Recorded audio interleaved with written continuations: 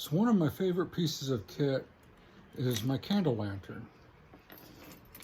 This is it's an UCO brand, but it was made for and distributed by REI. I really enjoy these. They don't put out a ton of light, but that's fine. That's not what I got it for. It's basically a campfire in my hand. I've got this out. I was messing with it because I was looking for oil inserts, and they're crazy expensive because the candles can get messy. But I did find a rebuild kit on the jungle retailer website, Amazon. So I went ahead and I bought the kit, and it was kind of cool. It came with a lot of parts I didn't use. It came with a new heat shield. It did come with a new bail with a hook and chain, and I did put this on because my old bail was kind of messed up.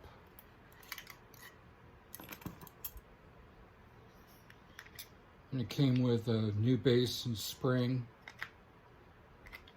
The way these work is very simple. It's just a candle inside a chimney to protect it from the wind.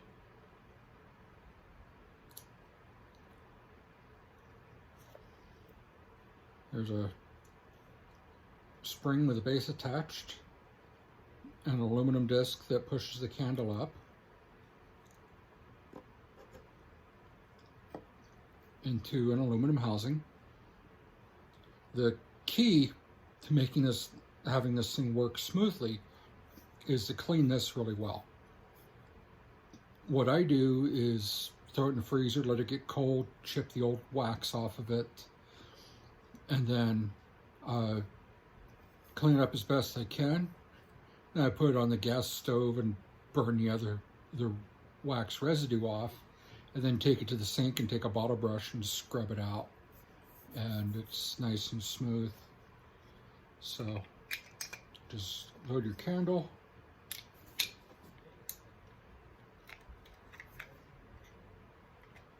The base only fits on one way, and then just a quarter turn locks in. And there we go. It's got a sight window, so as your candle burns, you can see it moving up and get kind of an idea. This is an UCO brand candle that they make specifically for these. I like the beeswax ones, and they also make a citronella that keeps the bugs away. And then what I do is I just light this and then set it up in here.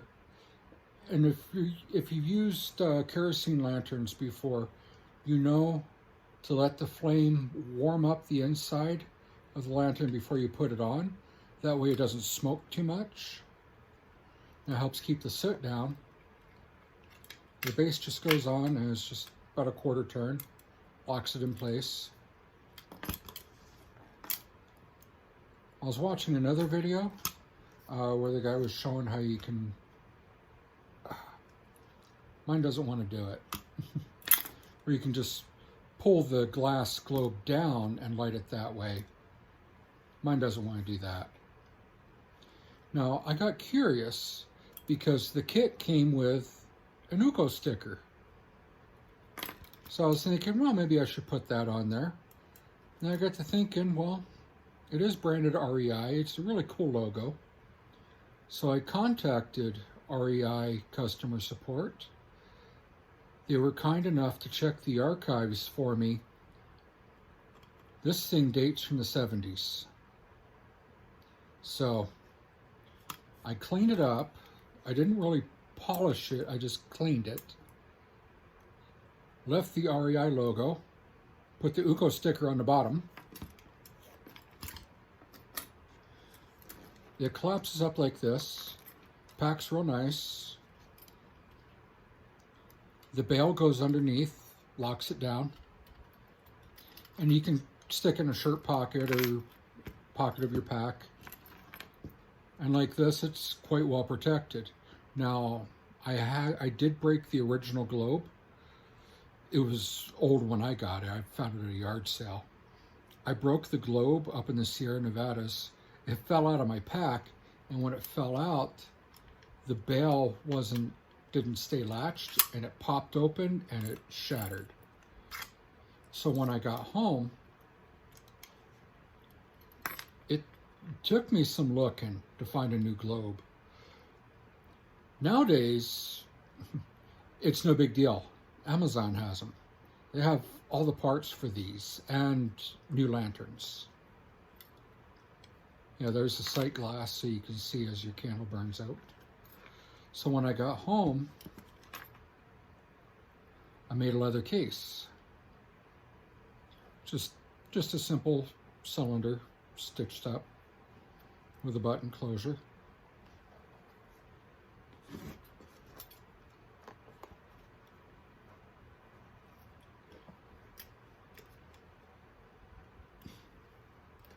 There we go. Just slides down in there.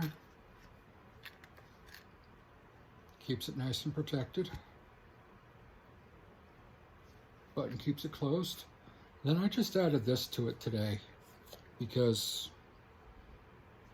I didn't have any way to carry it, hold it, hang it on anything. So it's just a simple piece of latigo with just a simple stitch on either side. This is really easy stuff. I see a lot of people talk about, how do I get into leatherworking? Well, this was just a piece of scrap leather that I found somewhere. This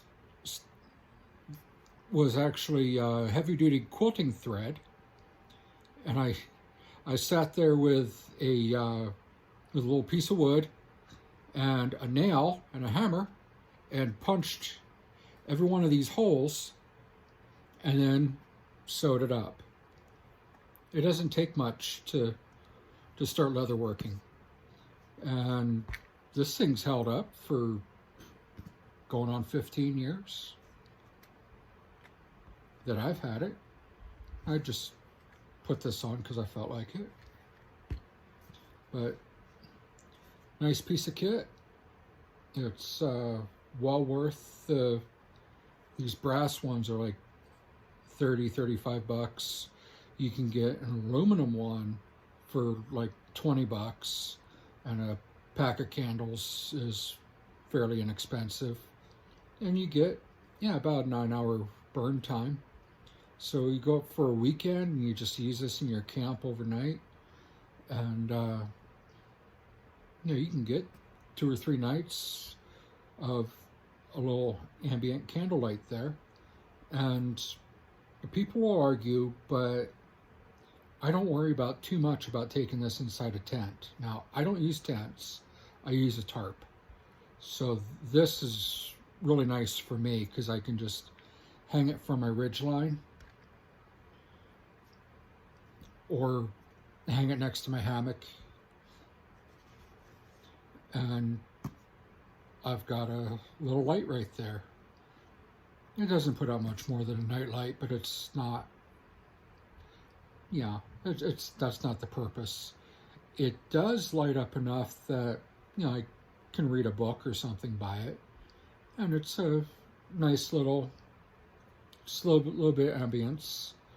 I had a couple of surgeries it took me a while to recover from. And I'd set this up next to my bed here and have it on my nightstand and just have a little portable campfire next to me. Does wonders for the spirit.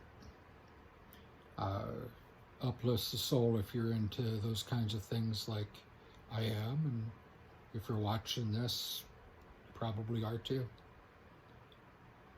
So that's enough rambling for me.